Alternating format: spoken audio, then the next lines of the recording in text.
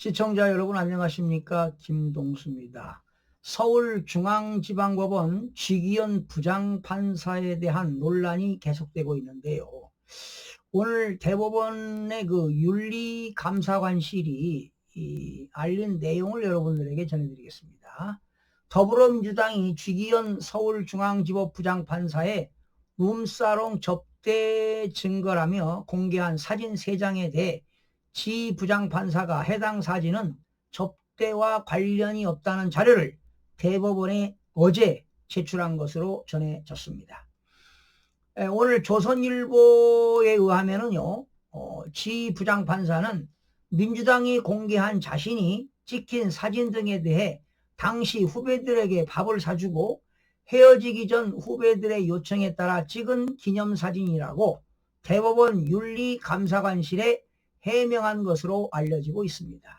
지기현 부장판사는 자신의 주장을 입증할 수 있는 식사비 카드 결제 내역과 소명서 등을 대법원 윤리감사관실에 제출한 것으로 알려지고 있는데요.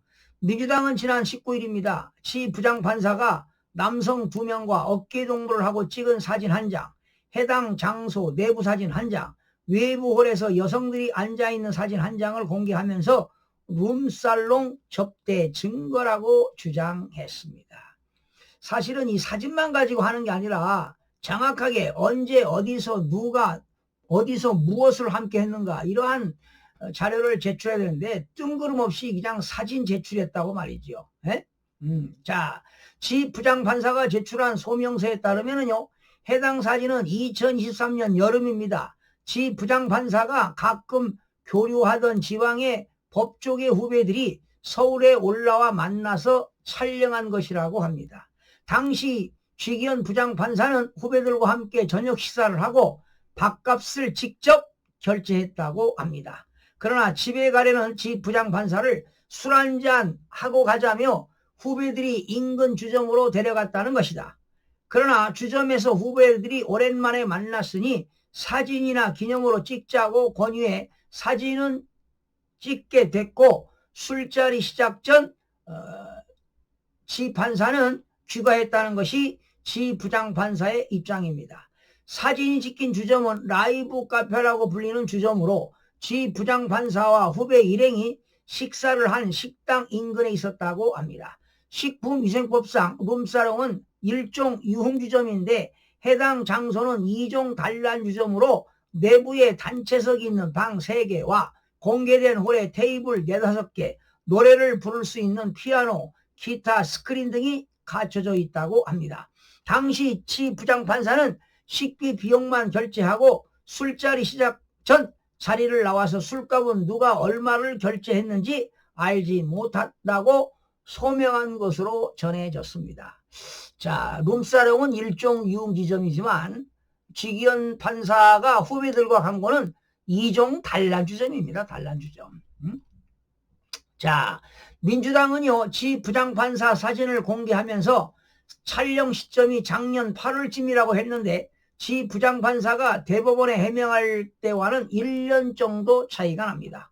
올해 1월 지 부장판사가 윤석열 전 대통령 내란 재판 배당을 받을 때로부터 약 1년 반 전 일입니다. 그런데 무슨 윤석열 대통령 그런 내란 사건에 관련해서 접대를 받았다고 하는지 말이죠. 지 부장판사가 직접 식사를 결제하고 술자리에는 참여하지 않았다는 점도 민주당이 주장하는 접대 의혹과는 전혀 다릅니다. 한 부장판사는 지 부장판사가 후배들에게 신망이 높고 인기가 많다며 자주 만날 수 없는 선배여서 기념삼아 찍자고 했고 지 부장판사도 응했을 것이라고 말했습니다. 법조계 한 인사는 윤리감사관실에 사진에 등장하는 법조계 후배 등을 불러 조사하면 지 부장판사의 주장이 소명될 것으로 보인다고 말했습니다. 당연한 것 아니겠습니까? 대법원 윤리감사관실은 최근 지 부장판사가 방문했던 주점을 찾아 현장 조사를 진행한 것으로 전해지고 있습니다.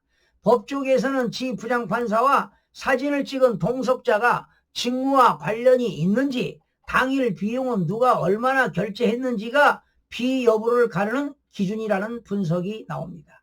지 부장판사가 만났다는 법조계 후배가 자신이 맡은 재판 사건의 담당 변호사인 경우 직무 관련성이 인정될 가능성이 큽니다.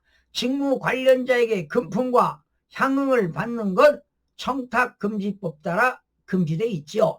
반면 오랜 교류가 있었던 사이로 일상적 친목 도모를 위한 자리였다면 전혀 직무 관련성이 인정되지 않을 수도 있습니다.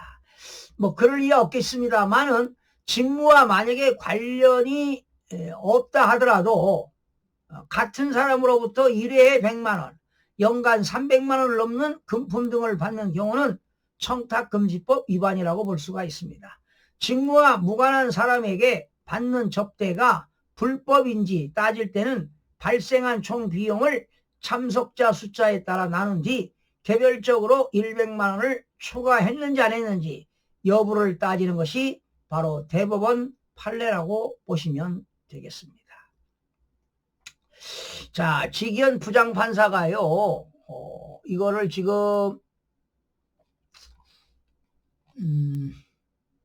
대법원 그 윤리감사관실에 그 식사비 결제 카드하고요, 결제 내역하고 소명서 등을 제출했기 때문에 큰 문제는 없는 것 같고요. 아마 대법원 윤리감사관실에서요, 직접 직접 방문해가지고요, 의혹이 있었는지 없었는지 현장 조사를 전에 그 대법원 윤리감사관실이 지 부장판사가 방문했던 주점을 찾아서 현장 조사를 진행했기 때문에 아마 특별한 이상은 없는 것 같습니다. 자, 이렇게 증거가 불충분한데요, 이러한 걸 갖다가 가더라 룸사롱을 갔더라, 뭐 직무와 관련성이 있더라, 뭐 윤석열 대통령 판결하고 관련이 있더라, 이렇게 이런 것들을 가지고 하면 안 되지요. 해도 우리 정치인들 아무리 국회의원들 면책특권이 있다 한다 하더라도 해도 너무합니다. 정말 내로남불 아니겠습니까? 시청자 여러분 고맙습니다.